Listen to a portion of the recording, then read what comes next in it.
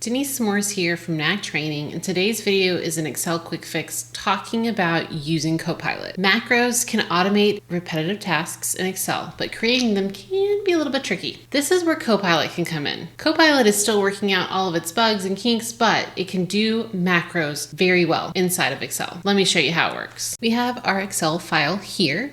And I'm going to go ahead and go to the Copilot button right here under the Home tab. And I'm going to open that up. Down here, I'm going to give it my instructions. So I have this file that has these blank rows here, and I want to create a macro to get rid of any blank rows. So I will give it a prompt down here. Create a relative reference macro to delete any blank rows. Now it's going to create the VBA macro that I'm going to have to add into my macros module. So it's thinking, and Copilot has generated this macro code. So I am going to go ahead and copy it, starting with sub, ending with end sub.